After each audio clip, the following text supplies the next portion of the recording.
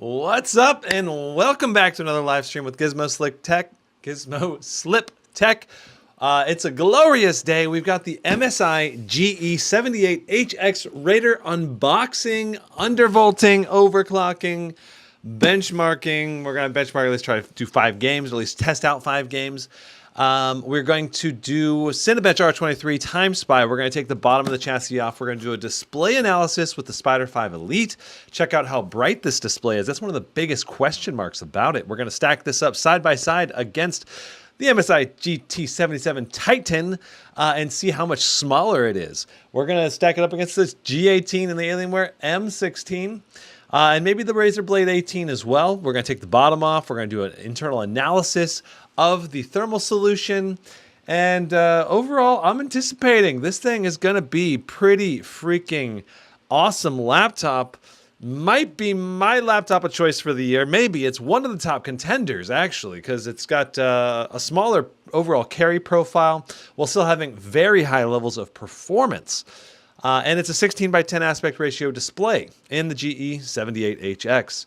So this is going to be awesome. I can't wait to show this laptop to you guys. I think it's going to be one of the most popular laptops of the year from MSI. Let's get started. All right. So when we're getting started, we're going to start with a really basic, quick comparison between the HX here, the MSI GE78HX, and what are the top competitors for this laptop that you should consider, right? So it's around 17 inches, 18 inches.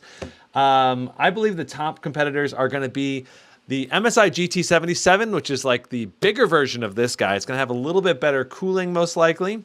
You've got the Scar 18. And if we sort this by price, and we sort this by display size. So this is my all 2023 gaming laptop list for all the new RTX 4000 series laptops. There are reviews, ratings, links to buy every single laptop, pretty much, at least in the United States. We're going to be adding international links soon. It's on the to-do list. We have applied. We're still waiting. It takes a couple weeks usually to get approval. And yeah, I'm really looking forward to testing what this thing can do. But let's see here. So on here, you're going to be able to find my thoughts about each laptop. You're going to be able to look at the display quality, the overall size of the laptop. You're going to be able to search by display size. So I'm going to try to go down here. I'm going to go to display size. I'm going to say 17 inches or bigger. All right, and we're going to look at the most expensive laptops. So right here at the top, we have the MSI GT77. Let me zoom in so you can see this a little better. All right, so we have the GT77, the Blade 18, the GE78, the Stealth 17. Don't recommend this guy pretty much at all. Just in general, I think it's a bad design. Scar 18. And the reason why I say that, right? The reason why I say that is because why would you want to give up so much performance, spend so much money, and the laptop's not really even that much more portable. Like, it's not that much lighter. It's still over 6 pounds. Might as well get a higher level of performance. Different laptop. That's my thought on the Stealth Studio. The Blade 18, so for the best competitor against the GE78 is probably the Blade 18 and Scar 18. Those would be my top 2, at least. The Alienware M16 and 18 would also be very competitive. The Scar 17, the Aorus 17X, the XMG Neo 17. So you can get in here, you can expand this list, you can switch around, jump around between the different laptops. And then, of course, right here, there's links to potentially buy these laptops. So here's the laptop we're looking at today, except this is the RTX 4080 version. We're not dealing with the 4090. This is the 4080 version. This thing is going to be, I think, just just super nice. I think it's going to be really good overall performance and everything. But we're going to find out today, right? We're going to actually put the pedal to the metal and see what the performance is like. So this will be a good example so you can decide, the people who are deciding between the GT77 and the GE78, this video should be very helpful to you. First step we're going to do is unbox and see what's in the box, and then we're going to take the bottom off. So this is the external box. This was inside of another box. So this is the second layer. This is the third layer right here, this blue box, which actually is pretty sweet looking. It's got a nice blue and purple Raider logo. It's a nicer unboxing experience than the GT77 even. And there's a few other upgrades that I was surprised about for the GE78, which we're going to go over and talk about in today's video. Like, I didn't realize it, but the power adapter is actually quite a bit smaller for the GE78. Why didn't MSI include the smaller power adapter with the GT77 that costs even more? I have no idea. But we're gonna show you that today, all right? It is a nice box. I do like this box quite a bit. It's a lot better box than the GT77, like I said. And let's flop this back down. All right, so opening it up, voila. There is another flap here. All right, opening it up. Here is a nice fabric-y cover for the laptop. And it has its own like little tray that you can grab the laptop out of, which is kind of interesting. All right. So here's the shaboom. There it is. There's the laptop. It is, it's not a small laptop by any means, but it is much smaller than the GT77, as you will see here soon. Okay, so let's set this behind the box for now. Oh, let me open it up. I'll just show you there is also a microfiber that it comes with. And this is a nice microfiber cloth. You can use that for getting all the fingerprints off, or at least helping you get the fingerprints off, because this black chassis does take fingerprints quite nicely. Opening this guy up now. Inside the box here, nothing in there, nothing over here. We have our MSI quick start guide. Let's open this up and see what's inside. First up, we are here to help. They have a telephone support number right here, 1-888-447-6564. Monday through Friday, 24 hours a day. Limited warranty, it's a 12-month. Limited warranty does not cover cosmetic damage or loss to any software programs or any due to the following: no accidents, misabuse, negligence. So this is not an accidental coverage on the warranty. Keep that in mind. Going to the quick start guide. This just is going to show us the basics about the ports of the laptop, where the webcam is, all of that. And the webcam on this one should be a bit better than the GT77. Not like a massive upgrade, but it should be a bit better because it is a full HD webcam. All right. Last but not least, here is the power brick. And like I mentioned, it is smaller than the GT77 power brick. Let's put everything away here. And I'll set the power brick side by side so you can see what it's like versus the GT77 power brick. There it is. There's the GT77 power brick. Shaboom on the left. This is the GE78HX power brick, not GT77. This right here, this is the GT77. So this power brick is about the same size as the Asus power bricks. Here is the Razer Blade 18 power brick, all right? So the Blade 18 is noticeably smaller than both of them. When I stack it side by side, you can see the size difference. All right, so about a ½ inch less wide and then a bit thinner. They probably weigh about the same. Maybe the Razer one's just a little bit lighter. So here is the length of the power cable. It is about 6 feet long for the GE78HX. The power adapter cable is about 4 feet long, approximately. So total reach is going to probably just be a hair under 10 feet. Probably like 9 foot something.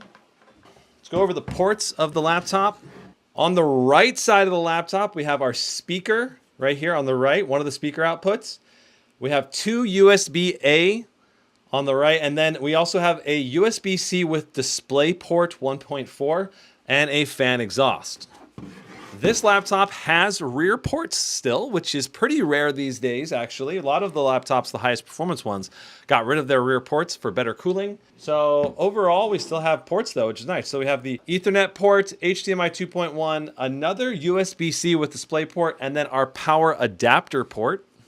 And then, of course, dual flanking exhausts on the left and right, and those are big, beefy exhausts. All right, and then on the left side, we have a Thunderbolt 4 with USB-C, power exhaust right here, a full-size SD card slot, a headset port, so you can use mic and audio, mic and headphones there.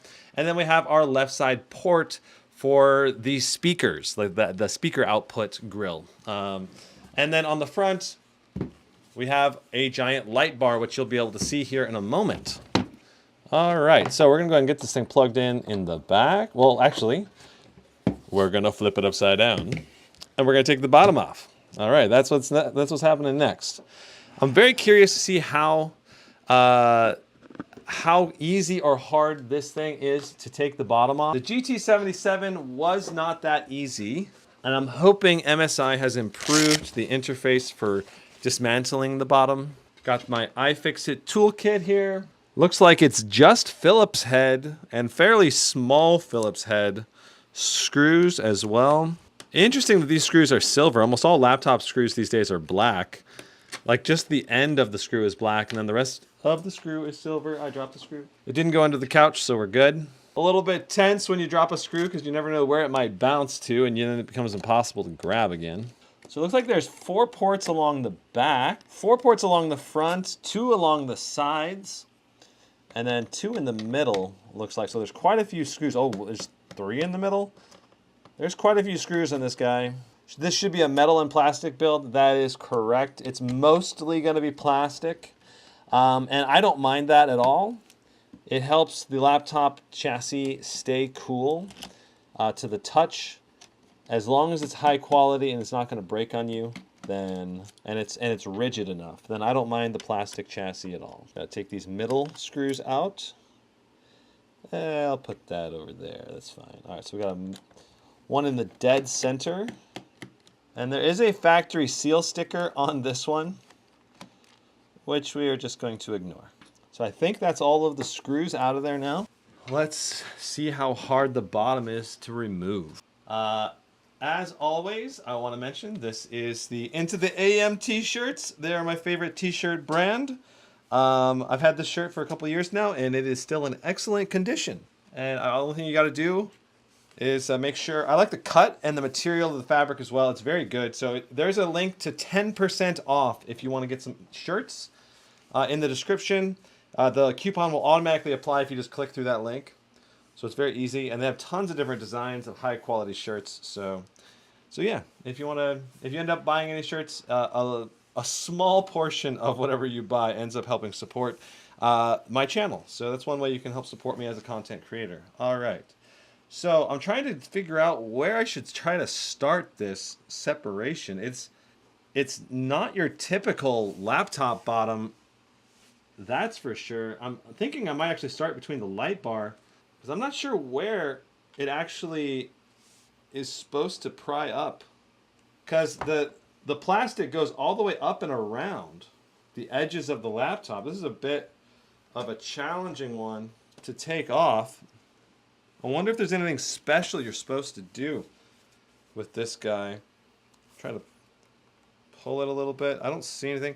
I think maybe this rear is probably going to be a very clear indicator. Once it starts coming up, it should be a lot easier to tell where it's where the best place to separate the chassis is. But all right, I think this is going to be a good one. Yeah, here we go. Right in the corner. All right, and now that I got a guitar pick in there, into the side, I should be able to use this prying tool, this little bit stronger tool, to get in there and just help start popping it up. There we go. Beautiful. Okay, so looks like we need to take this rear thing off. We had to do this with the GP66 before when I took that back off. We might have to remove this whole like little cover. So this cover comes off. All right. And now we might be able to start prying up the actual chassis, maybe. I don't know. I really hope MSI makes this easier in future iterations, because this is definitely not good on an enthusiast product when it's kind of a pain in the butt to take off. All right, so I think I got all of the back unpopped. Now we got to start working our way around the sides. There we go. All right, now we're in the groove. It's a little easier to get the thin toothpick into the groove here. to keep the thing popping off. Getting around to the other side. All right, there we go. So we got about half of the chassis off now. Okay, now this is coming off really easily now. I think mainly just getting that rear part up is the biggest hurdle to getting the bottom of this thing off. And be very careful not to use metal tools. You do not want to use metal tools on something like this. You will damage the plastic so fast. It is so close to coming up. There we go. All right, so finally got it up. Voila. All right, so there it is. Interesting. Very interesting. All right, so we have a 99 watt-hour battery. Very nice. Large capacity battery. We have our speaker on the left and right sides right here that are downward firing. That should help with spatial audio if the software is set up correctly. We have our memory cover, which I'm not going to take that off because that can be a pain to put back on and take off. But our memory is inside of here if you wanted to upgrade it. So there is 2 SODIMM slots if you're interested in upgrading the memory. Where the GT77 Titan had 4 SODIMM slots. We have our 2 SSD slots right here. And there are little black shrouds that cover it if you're interested in getting your... it helps keep the SSD a little bit cool and helps prevent damage. Anything were to drop on it while it was coming up or down, you know, as you're messing around inside here. I'd like to take a look at the SSD brand, if we can. Difficult to see the brand. I don't see a brand on it. Something and okay, it is a Samsung. There's just no logo on it to make it clear and easy to see what it is. But it is a Samsung SSD. And we have for our Wi-Fi, we have an Intel Killer AX1690i. Double Devin asks, only 2 fans, is that enough to keep it cool? That is a great question. We'll find out. Let's examine the heat pipe layout. Looking at the heat pipes in the back over here, our GPU heat pipes, we have nice surround with the way the heat pipes are laid out here. This is going to allow for good heat dissipation out the exhausts on the left, right, and rears here.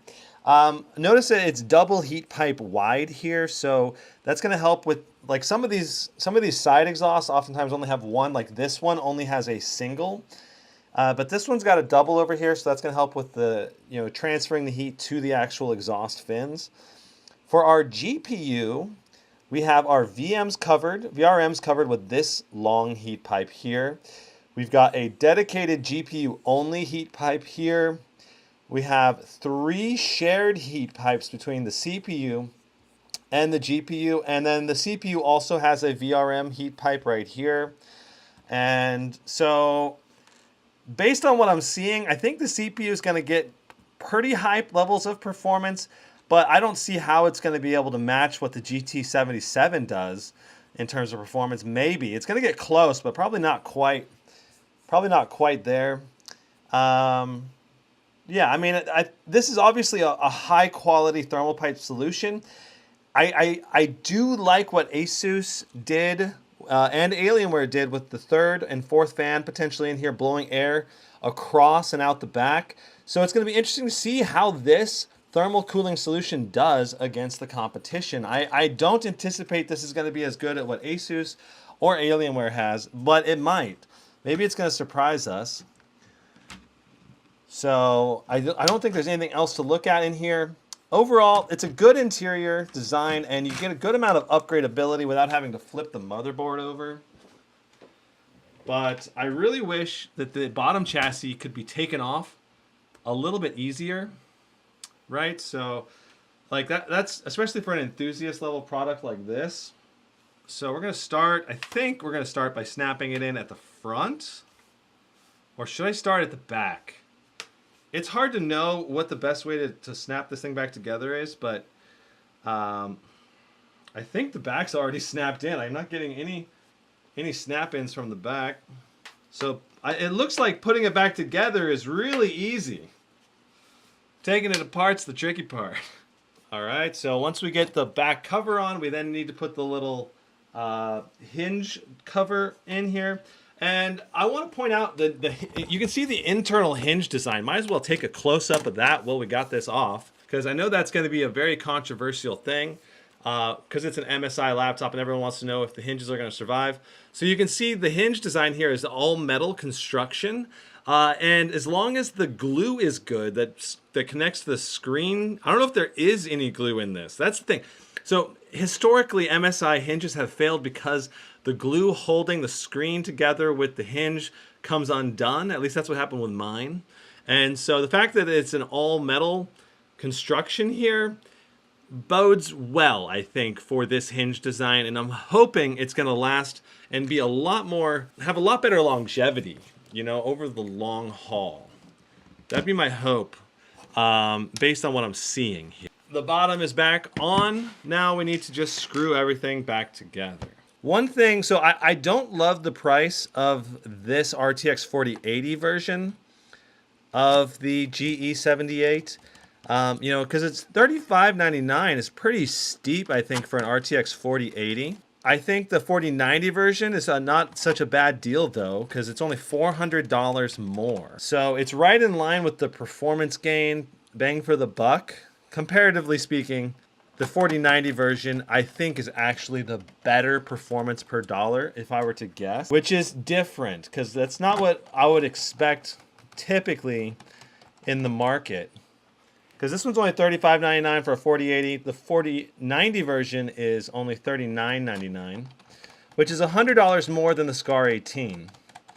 But when you compare this 4080 version against the Strix G18, which is literally $1,000 less, I think the 4080 version just does not scream good performance per dollar. I really think the 4090 version is where you're going to want to go. And I imagine MSI is going to see their pricing mistake and probably either lower the price of the 4080 version or increase the price of the 4090 version, one of the two. But my hope is that this thing will go down in price to, say, I'm hoping like $3,200 or maybe $3,000 would be my target price, what I think this thing is worth, versus the competition, probably. It should also light up. It'll be RGB, multicolor, and it's custom. So let's turn this sucker back on. The hinge is very firm, by the way. It feels good. Like, it sticks wherever I put it, which is really good. It's I think, a stronger hinge than what I'm seeing on almost all of the other big screen laptops right now. Except maybe the Razer Blade. So, and I did already set up Windows Hello, and there's Windows Hello logging me in right away. And I can tell this display is very colorful and bright already. It's at least as good as the Alienware M16 display, if not better. It's at least 350 nits, QHD 240 hertz, and gorgeous. It's very colorful. Look at this beautiful RGB light bar in the front. It is arguably more unique and interesting looking, I think, than what the Strix Scar series has overall. Like, especially when you look at like how each individual thing is so bright, and it's kind of got this unique like look to it. I don't know. It's almost like there's individual RGB LEDs that are being lit up. That said, I mean, the Strix series also looks gorgeous, but this is going to be a little bit more noticeable to the user because you can see it when you're looking down at the laptop in your lap, which can be a good thing and a bad thing. Like the Scar and Strix, the lights mainly go down, and so it's not distracting to you as a user when you're using the laptop. But this comes up and hits you in the face, like if you're watching a movie or something. I'm sure you can turn off the RGB if you're watching a movie and you don't want to see it, but still. Wow, it even logged me in. Like, I'm to the side of the laptop right now, and the camera must be wide enough to actually pick me up for Windows Hello, not sitting directly in front of it. Most laptops, you need to be sitting like smack dab in the middle to be able to get picked up on Windows Hello, so I really like that. Going around the side, so right here, no flex, no flex, no flex, no flex, no flex. Pretty much, oh, just a little bit of flex here. No flex, no flex, no flex. Very little bit of flex right here. No flex, no flex, no flex. A little bit of flex on the side here again. And we're back to no flex. Now going through the middle. Flex, a little bit of flex, moderate amount of flex above the touchpad, as almost all laptops have.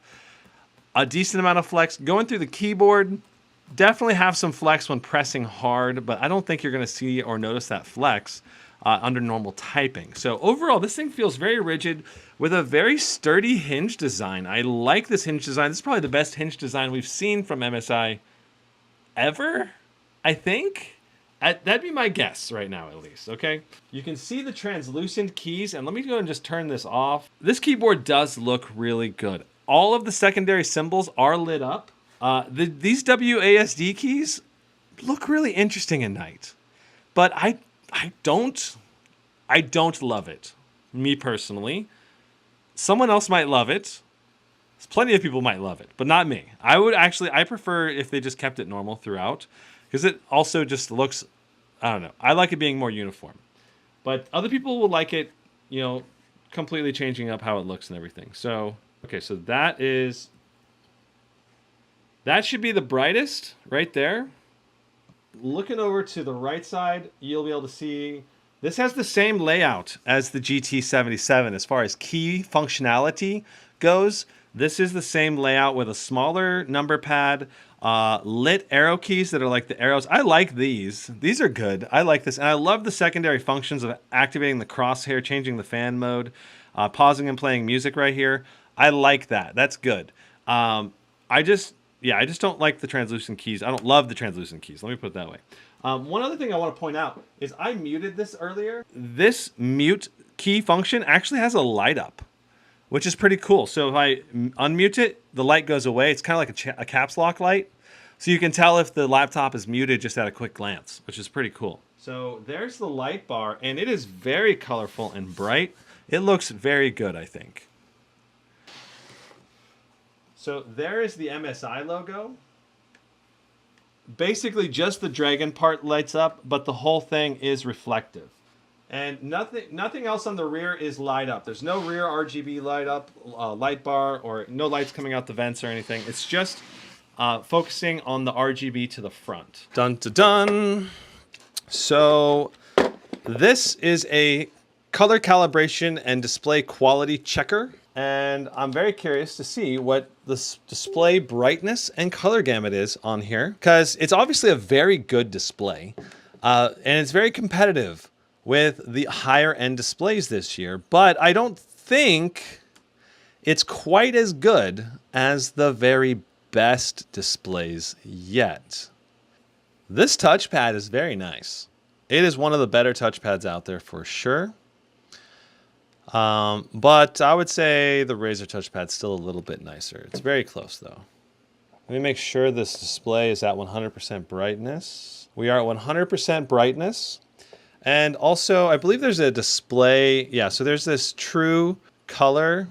You can set whether you want it to be focusing on the P3 color gamut, Office, Movie, Adobe RGB, sRGB, Anti-Blue, or Gamer. I would probably be using Gamer mainly, but we're going to do Display P3 for our initial test. It should be, basically, I think Gamer would basically just increase the contrast ratio and maybe make things a little bit punchier with saturation, which you want if you want to just enjoy the display. You don't need to do that, or you probably don't want to do that if you want to do graphical design work though. All right, so we got 100% of sRGB as anticipated, 89% of Adobe RGB, and 87% of the P3 color gamut. Now, this is the Spyder 5 Elite, and I believe it undermeasures the color gamut of the laptops by about 10% of the P3 color gamut-ish. So this is probably more like 97% of the P3 color gamut and like 95, 96% of the Adobe RGB, something like that. Yeah, that's just a lack. I need to get a new tool, but this is what I got right now. This color gamut is about 3 or 4% less than what we saw on the Blade 18, and about 3% less than we saw on the Scar 18. So a little bit less on the color gamut side. For brightness, we got 18 nits brightness on the low side, and we got 368 nits brightness on the high side. 750 to 1 for the contrast ratio. But I'm going to do this again for at least the brightness, because I think it was not positioned correctly for at least part of the test. So I just want to make sure that it's done correctly. So we got 369 and a little bit better contrast ratio. So that's good. Maybe that's what was changed. So 770 to 1, 369 for the highest nits brightness. So basically 370 nits and 770 for the contrast ratio. It's a very nice display. It's basically very similar in terms of display quality as the Alienware M16. And I think the vast majority of people are going to be super happy with this display.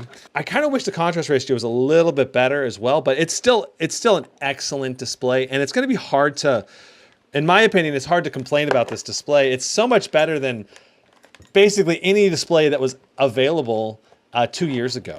It's a higher color gamut and high resolution, high refresh rate, and should be absolutely excellent for gaming.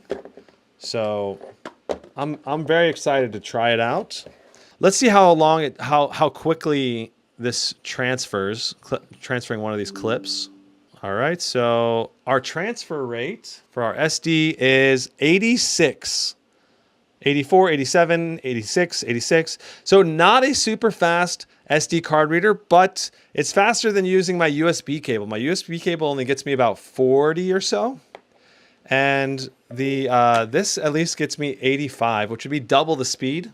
But if you're a video editor that needs a super fast SD card reader because you do tons of 4K clips, this SD card reader is not super fast. It is still an SD card reader, which does add a lot of functionality in my opinion. First, we have the MSI GT77. All right, we're gonna line up the back corner. And you can see the difference here. Wow. It is a pretty substantial difference in size.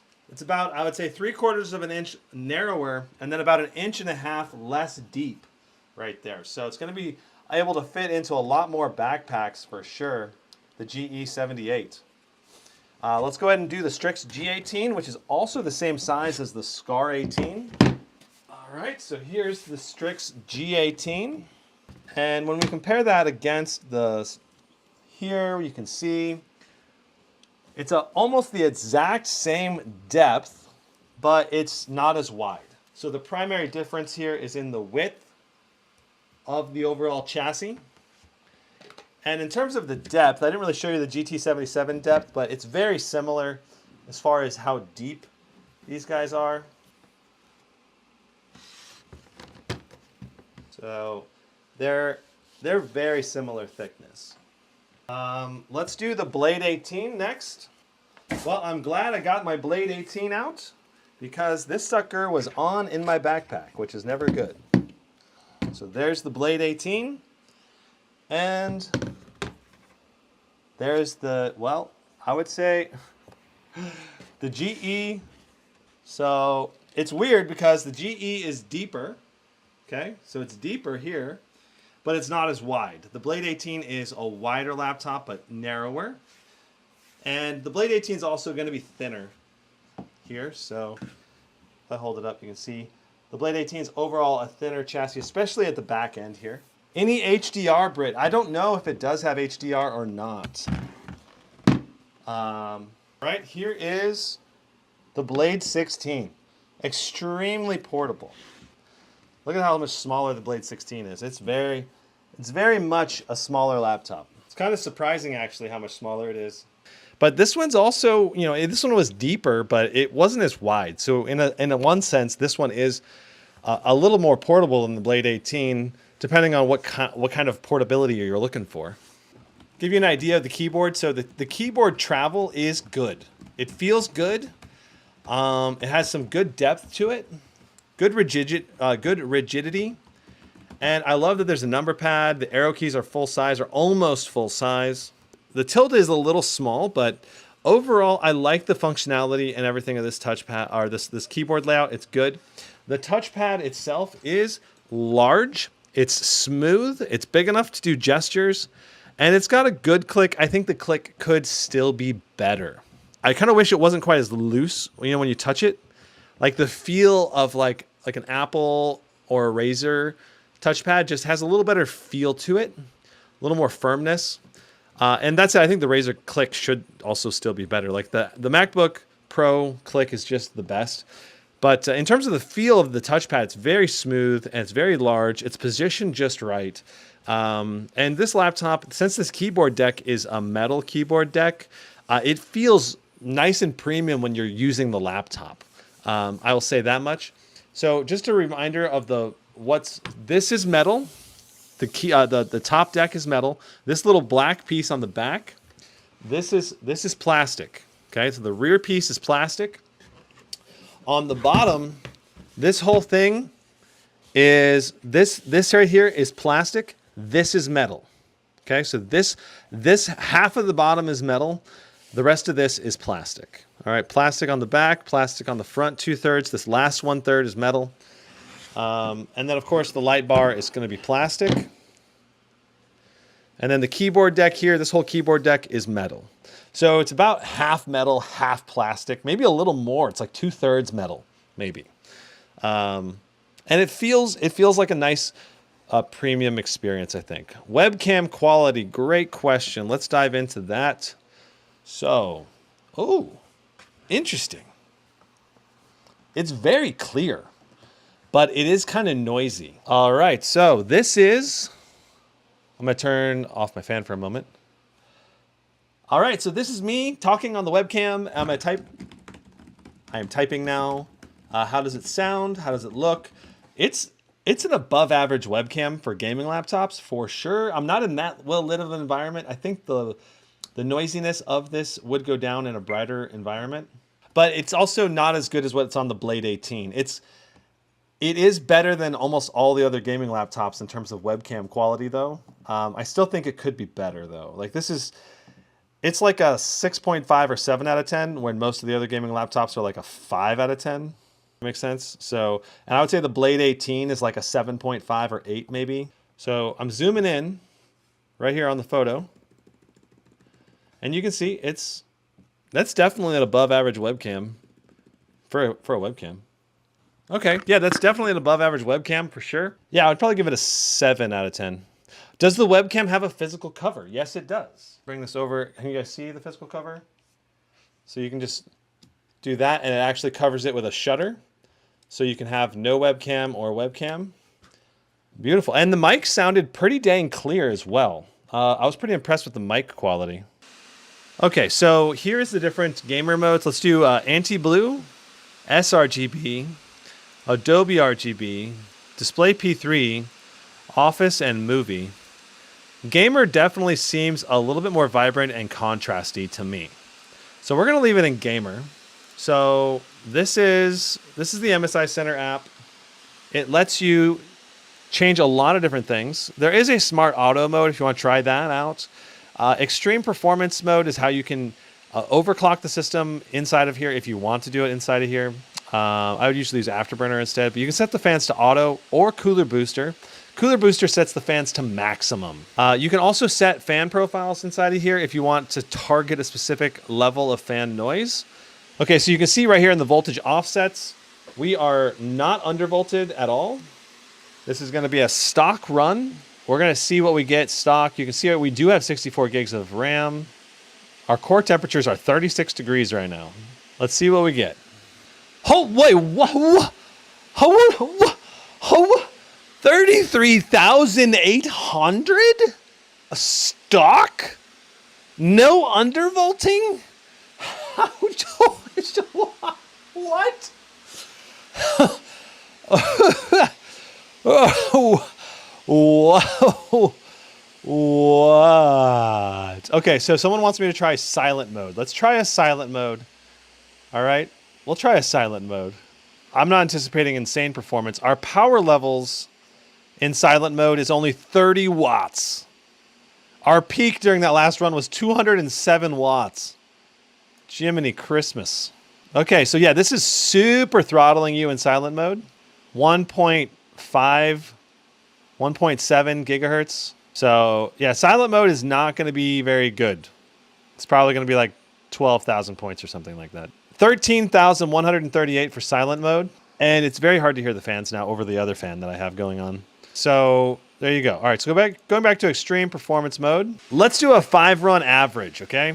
191 watts. Oh, we are hitting the thermal limit right away, 180 watts.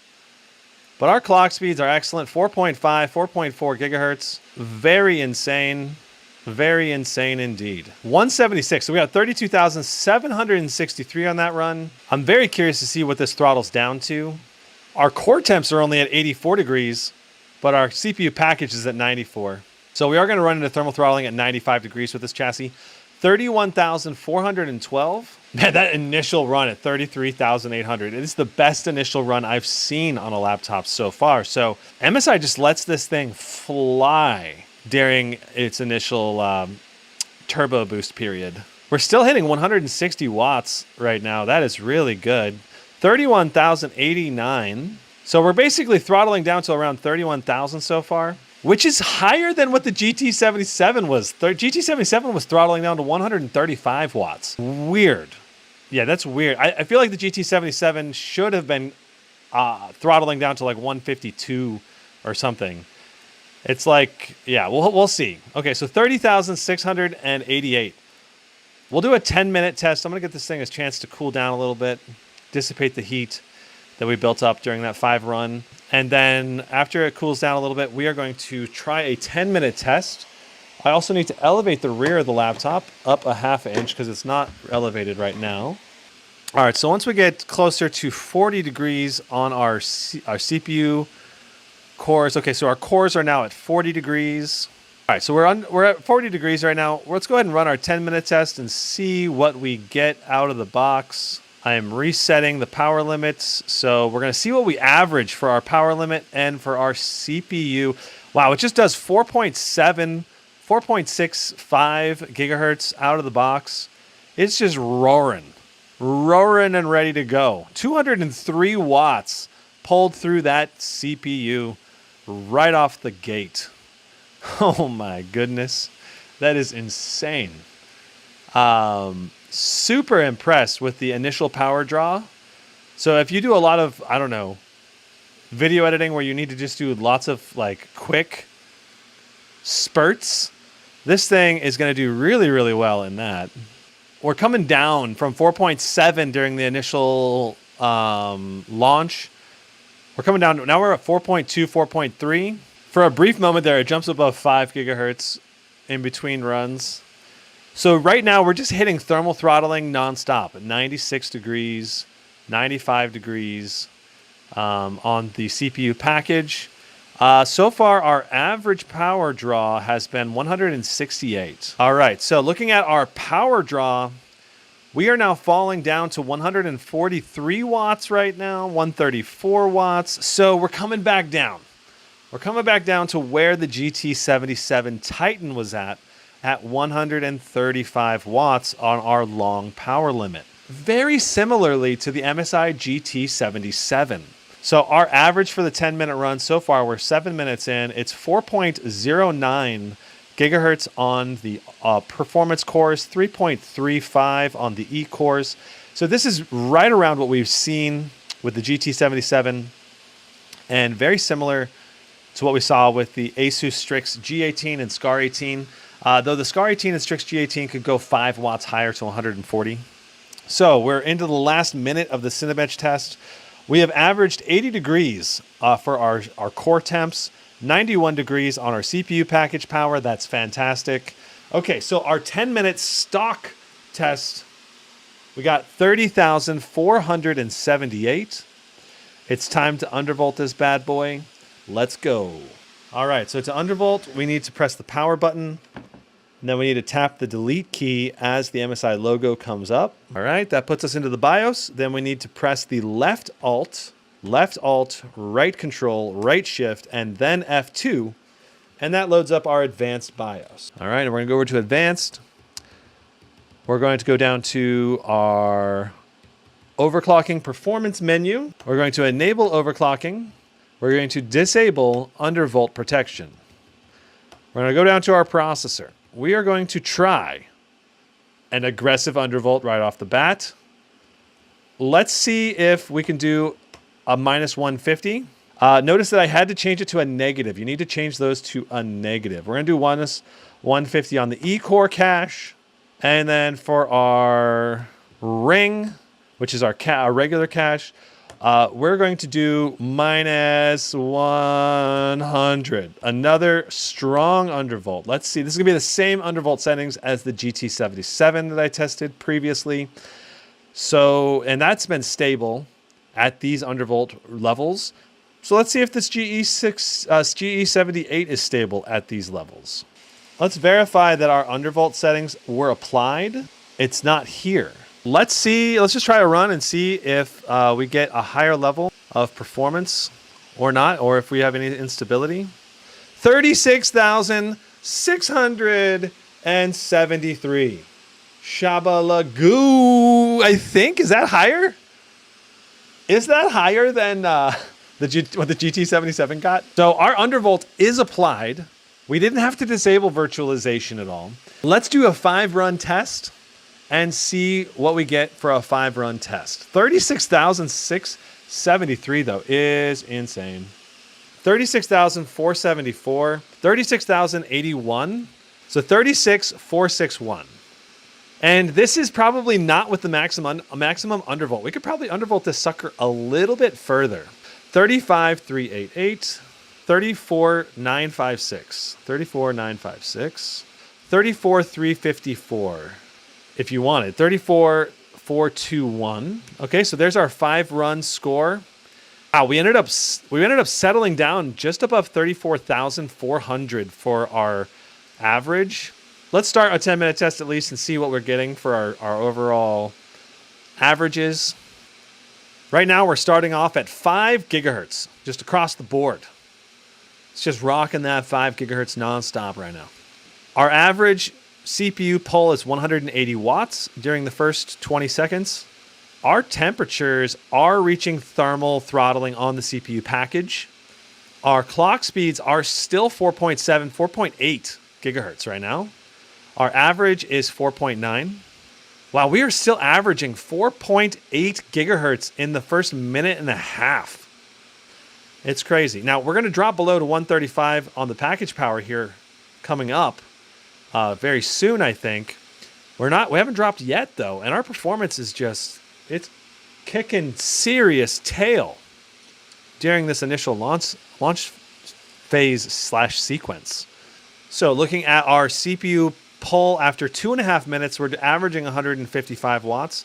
Now we're seeing our 135 watt limit kind of kicking in. And yet our clock speeds are so much higher. Even at 135, we're doing 4.5 gigahertz on our P cores. We were dogging it down to like 4.0 to 4.1 the undervolt. With the undervolt, we went up 0.4 gigahertz on this CPU, which is the biggest increase to performance I've seen so far. Now, this, of course, is Silicon Lottery, and this i9 chip might just be a better i9 chip than what we had in the GT77. And that just comes down to luck.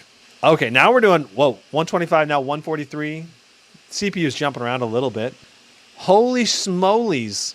Our clock speed averages are still 4.56, 4.9, and we are 6 minutes into this test. I'm going to let it finish all the way through and see what we get for this 10-minute score. Okay, so reviewing here, at the end, we are averaging 4.55 gigahertz on our P cores, 3.6 gigahertz on our E cores. Absolutely incredible. Our average temperature is 80 degrees, 92 degrees for our CPU package power, our package temp, 91 degrees on average for our CPU package, there at least. 143.6 watts averaged over the 10-minute test.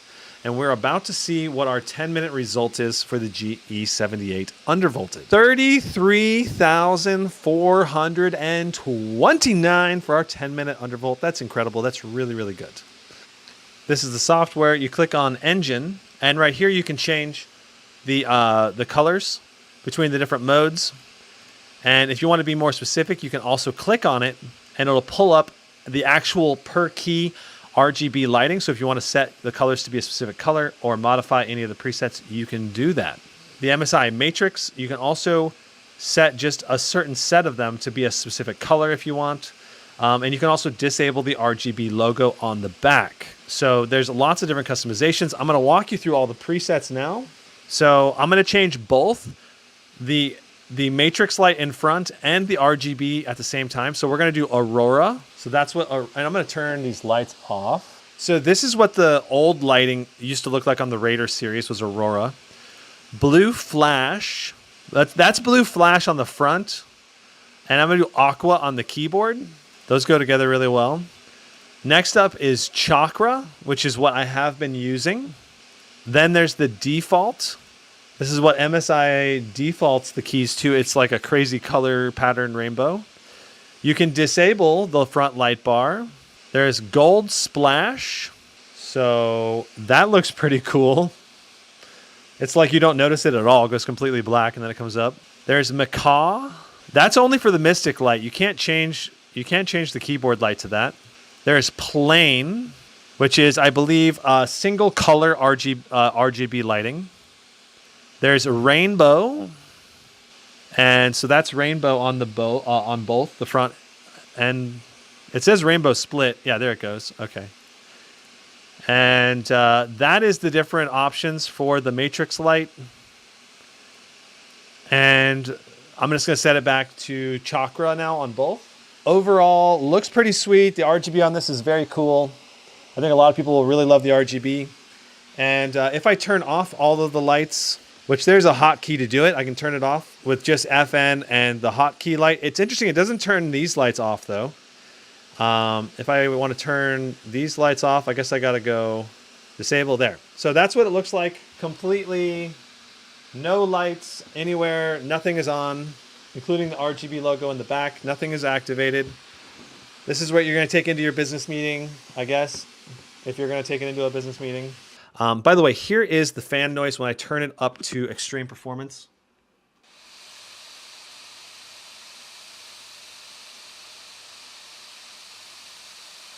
Okay, so that's what it sounds like with extreme performance. All right, here's silent mode. The fans are noticeable, but they have a nice whoosh to them. They're not very whistly sounding, so that's good. Here is the speaker test. All right, so we're going to hold the mic about 10 inches in front of the laptop, and we're going to play Roar by Peter Spacey. So there is an app called Nahimic, which you can use to modify the sounds a little bit. I'm not sure. Right now we are in equalizer mode. Let's do dynamic, I guess, and we'll do effects are on. We can try turning it off and on here and see if it sounds better or not with it. But let's go ahead and listen to Roar. Here we go.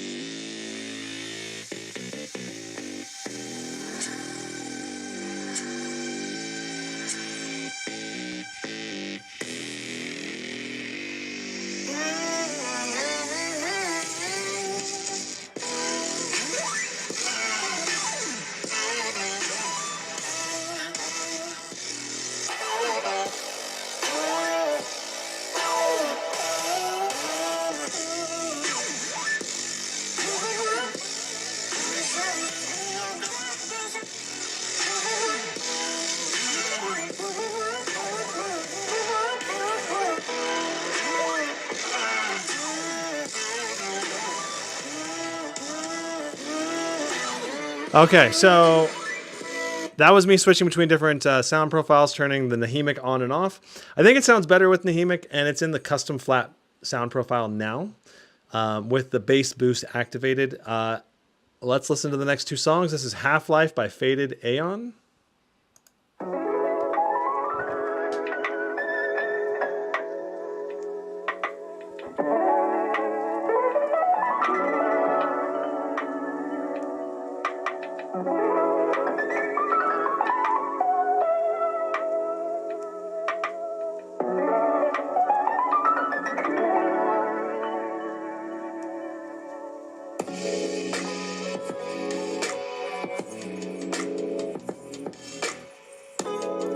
That sounds pretty good. Let's move on to La La La by Deuce Williams. I love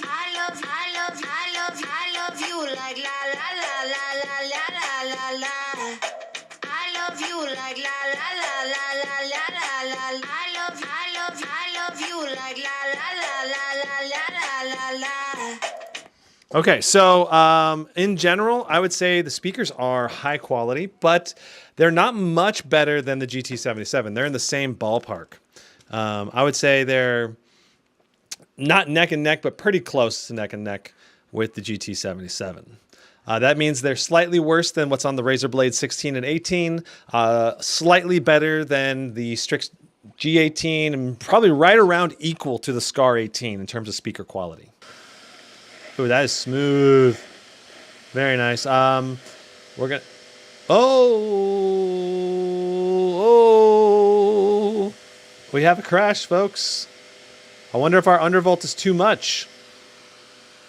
Overclocking, and we're gonna go to our P core. We're gonna drop this to 125.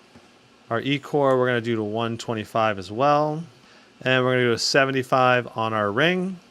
So checking our settings here, we are in QHD plus quality with graphics set to ultra.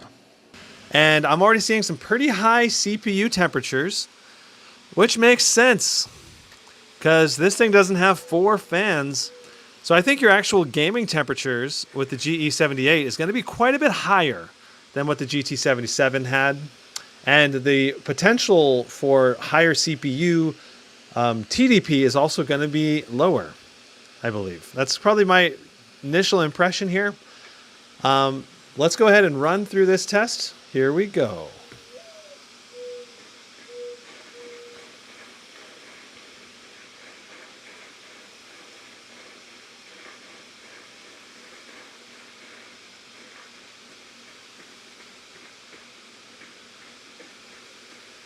What did you find? Tracks. Not deer, though. I'll keep looking. Okay, so we got 104. The Strix G18 got 100 here. So this got 4 more FPS than the Strix G18. And they both have RTX 4080, so that's pretty good. DLSS, and run it again.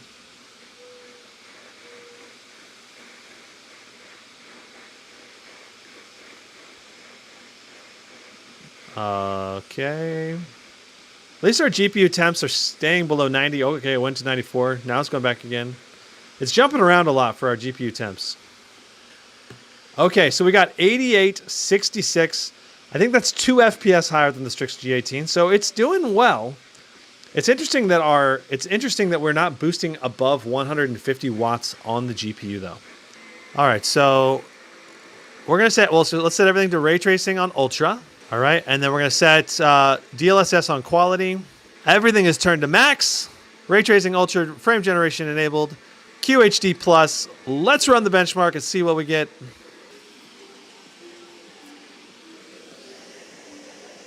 This Raider has 2 fans. That is correct. Can you turn the wattage up on the GPU?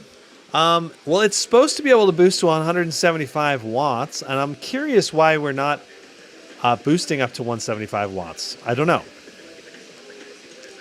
It may be possible to turn the wattage up on the GPU if you were to flash like the GT77 VBIOS onto the GE78. Maybe?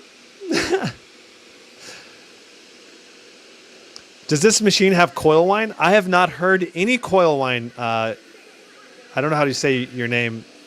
You get? I'm not sure. But I've not heard any coil whine. We are running on maximum fans, which makes it very difficult to hear any kind of coil whine. Our combined CPU, GPU load here is about, so 75 plus 150. It's about 230 to 240 right now. Our average FPS was 105. That's pretty good. The Strix G18 got 102. So this is, again, outperforming the Strix G18 by 3 FPS. Okay, so let's try no frame generation, just DLSS on quality. You guys can kind of see some of that. There is some blacklight bleed on this panel, just a little bit. Why is no one buying the MSI Stealth 4090? The MSI Raider is better. The Stealth 4090 has much lower GPU TDP limits, and it's very expensive, and it's not that much lighter than what the Raider series is. So why would you go with like the Stealth 17 when you could get something that's just a little bit thicker, a little bit heavier, and just way more powerful? So that's kind of the way I think about it, at least. If you want something more portable, I think you got to go down to something like the Stealth 14. Then that sucker is going to be portable and light and still have moderate levels of performance. So I can see the argument for buying the Stealth 14 when I can't really see it for like the Stealth 17. Okay, we got 63.6 average FPS, which is very good. I'm okay doing a balanced fan profile test. I just don't want to deal with custom. So we'll see what the balanced profile sounds like.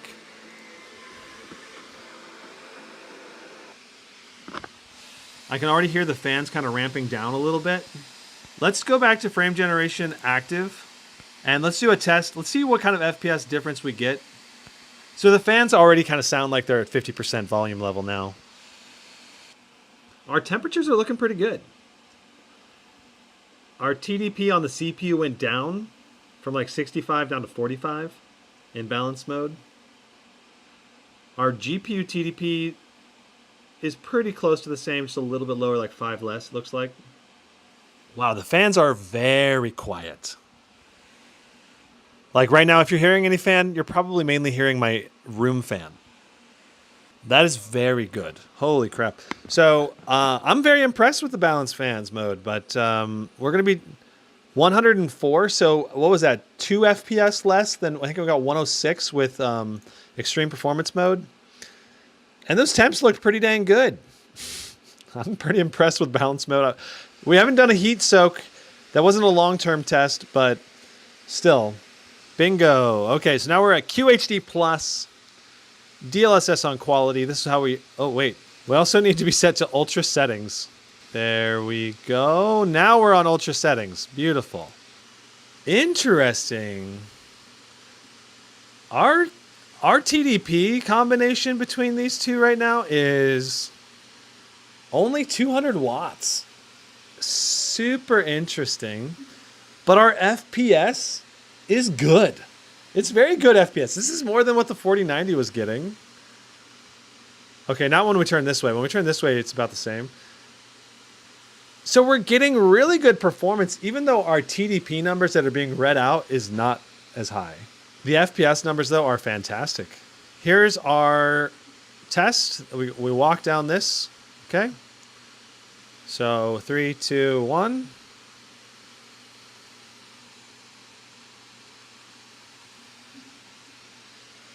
Wow. Our GPU utilization is at 100%. But we're only doing 135 watts here when we were doing 160 to 170 watts on the SCAR and Strix G18. And then our TDP on the CPU is also much lower at 71. And yet our frames are actually outperforming the Strix SCAR 18, I think. Or at least it's matching. I think it was 112 for the SCAR 18, which is so weird. 116, so there we go. 117, that's where we stop. 117.72. Such good performance despite the lower TDP values, which is incredibly odd, which makes me wonder if the TDP values are being read out differently in some manner or form or something. I don't know. And we're not getting any stutters in here as well. So impressive performance, odd game behavior. By default, we should be in maximum settings. We are in maximum settings. Whee! Okay. Very nice levels of performance right now. The keyboard and trackpad, by the way, are completely cool. There's no heat over on this side of the laptop. It's going to be very comfortable to game on this laptop for extended periods of time. All right, so here we go. We're going to go ahead and see what I can get with FPS. I've started the FPS counter again.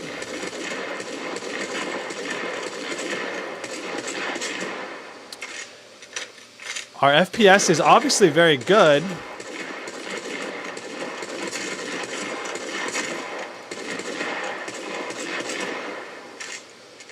$190.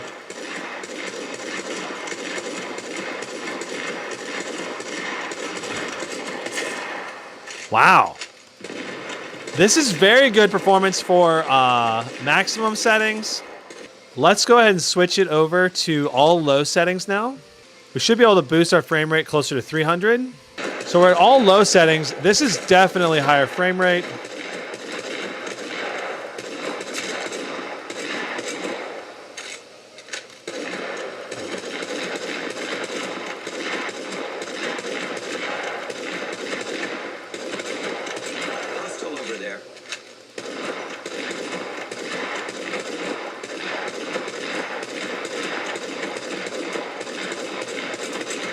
Very good. We're getting excellent overall performance. Fantastic.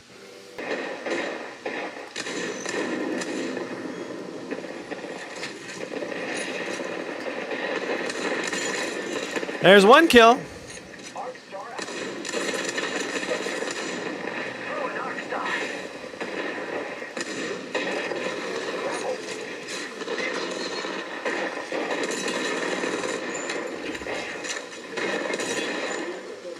We are dominating these guys.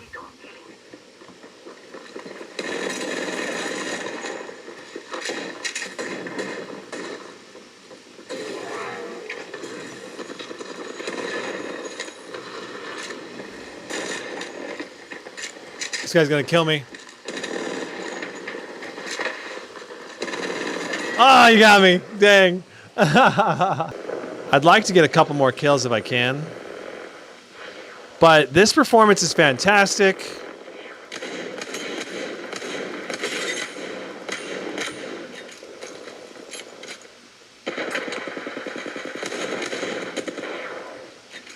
People keep taking my kills. I've got like 4 assists this game.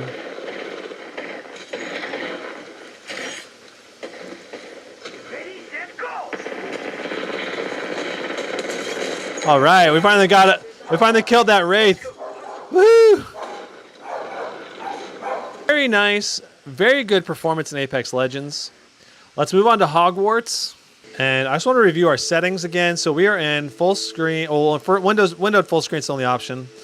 DLSS on quality. Frame generation is enabled. We are on everything on maxed. Everything's on maxed, though we probably need to put our textures down to low as we are tested on all the other 4080s. We end up with stuttering from our VRAM being maxed out. Yeah, we're at maximum VRAM right now. 11 gigs being used. Let's see what we get running around. Again, everything's on max. Ray tracing is enabled. Hogsmeade is the most demanding area of this game because there's so many NPCs and things going on. Our 1% lows are not great, but they're not as bad as they were initially. I wonder if it'll be bad when we end up running. So doing our run through. Okay, so I just reset it. We're going to run through here. Our 1% lows are looking pretty good at 45. This red building usually sets our 1% lows down pretty low because of the fireworks, but yep, there it went down. Coming into the central market area. 103 to 30. That's pretty good. I think that's good. Okay, so here we are. I just reset the FPS counter. So let's run around and explore a little bit. Let's go into the Forbidden Forest and see what's up out here. Wow, it's using 27 gigs of regular RAM. You're going to need 32 gigs of RAM if you want to run this game at least as much as it wants it. If you're going to give as much RAM as it really wants. Ha, there's a wizard fighting a dug bog over here.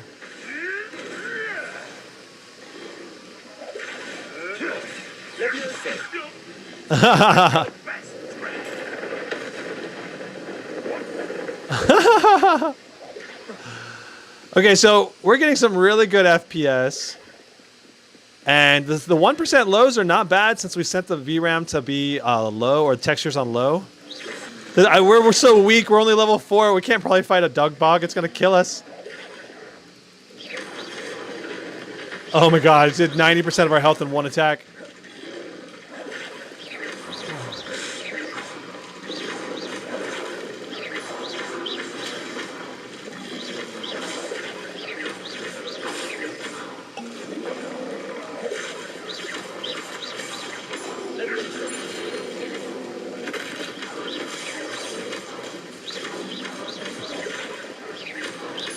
We're 1 hit from dying. Oh my gosh. Okay, so we were 2 hits from dying. Come on. Let's kill this dog bog at least. Did we get him? We got him! Woohoo! We got a dog bog tongue. Obviously, performance in this game is really demanding, and we're handling it really well, again, with the lower TDP on the CPU and GPU. So, very impressed with the performance in Hogwarts Legacy. Looking over here, again, our TDP is lower. 150, 37. Our GPU clocks are also a little bit lower, so our temperatures are fantastic. A little disappointed not to see 175 here. And I wonder if updating the VBIOS or updating the main BIOS for this GE78 would boost our TDP to a higher level. I would not be surprised if this goes up to 175 eventually. The odd part is the performance is still really good. So I want to see what the Timespy score is before I judge this too heavily, because maybe things are not being read correctly. I don't know. Man, the temperatures are so good in Timespy though. These are some really fantastic temperatures.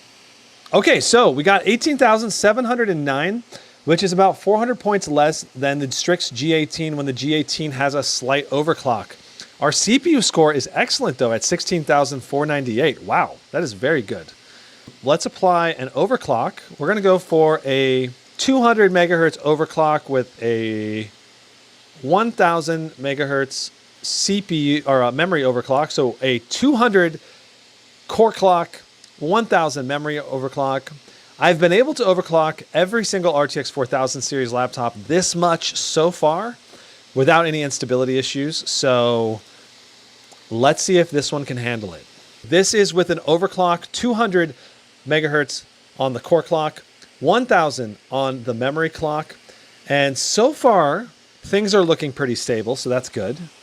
And our GPU core clock is jumping up. It was like 2300, 2200. Now we're at 2450, 2445, 2415, 2430. So we are seeing increased performance with this overclock. So I'm very curious to see how this is going to end up affecting our Timespy score.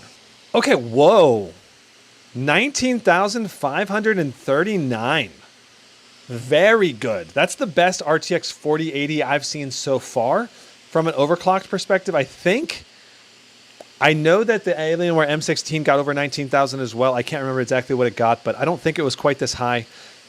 Excellent Timespy score coming out for this GE78. My thoughts on the GE78, it's weird that we're only getting 150 watts of TDP maximum on the processor, at least as being read by MSI Afterburner.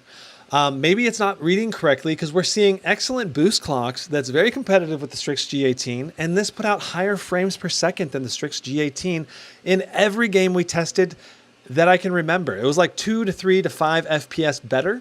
The Timespy score on this was also about 500 to 600 more than the Strix G18. But this also costs $1,000 more than the Strix G18.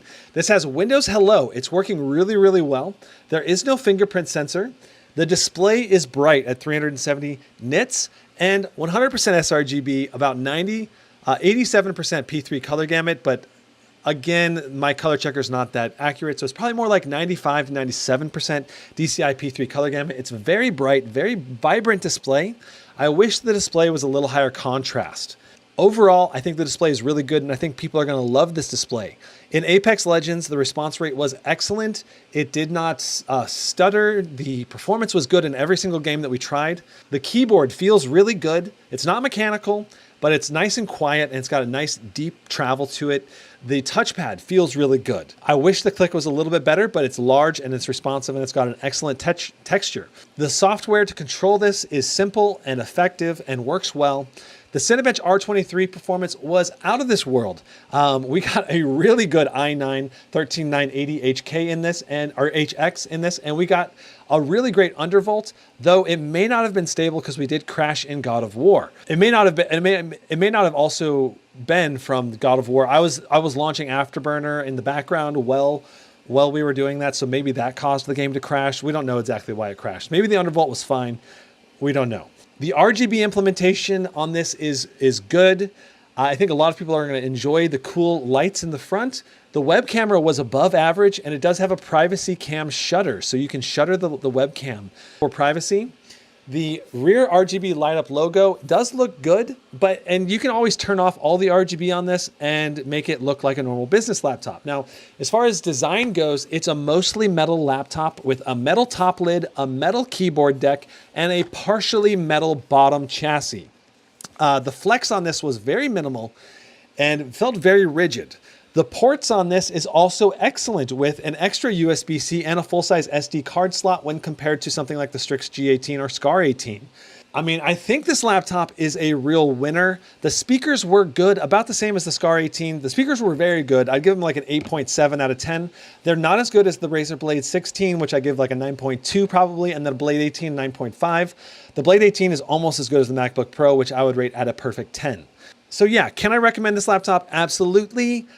I'm very curious to see why our TDP numbers were not what MSI had claimed they were going to be. For fan noise in balanced mode, it was also very quiet with good performance at reasonable temperatures. I don't know the exact reason why the TDP numbers are not being read correctly. It might be something to do with Afterburner needing to be updated, or maybe the way the MSI BIOS reads the TDP numbers, because we're obviously hitting high levels of TDP and high levels of performance in actual game performance benchmarks. So that's what matters. The performance is there, and it's even better than the Strix G18 by at least a little bit. Another downside to this machine is it's hard to open up. Harder than average to open up for sure. So be ready to have a task, be ready to accomplish. It'll be a real to-do whenever you actually end up opening this sucker up and swapping in or out of SSD or upgrading the RAM or something, because it's not gonna be easy. Definitely recommend this. This is a good machine. I think this is great. I don't know if it's the best bang for the buck though. It's a little bit more on the expensive side. It's got some nice features. So if you like the look, if you like form factor, if you like the overall styling, it's got good performance, and everything about it is very good, in my opinion. I mean, taking it apart was the worst part of it, and then the fact that this has a slightly lower quality display than the competition. Those are, I think, the main downsides, especially since the competition is actually a little bit cheaper at the same time. So from a bang from the buck perspective, not that good. But the hinges on this thing as well are very good and better than previous generations of the MSI product line. I don't see these hinges failing, most likely, based on what I can see. It's basically an all metal hinge that attaches to the screen. So there's a lot less points of potential failure, hopefully. That's my MSI GE78 Raider review. Very nice laptop. Now, I do want to do more benchmarks with it, so I'll still probably do a benchmarking live stream with this guy, and I still have a benchmarking live stream with the GT77 coming up. That's my review unboxing of the MSI Strix, or MSI Raider GE78HX. I hope you guys enjoyed it. Like I said, I'll probably do a live stream benchmarking some more with this machine, and I've got lots of more live streams coming up, so be sure to subscribe. If you don't want to miss out, hit that notification bell so you can hop in to the live stream, interact, ask questions, and all that jazz. Thanks so much for watching. I'll see you in the next one. Brandon, out.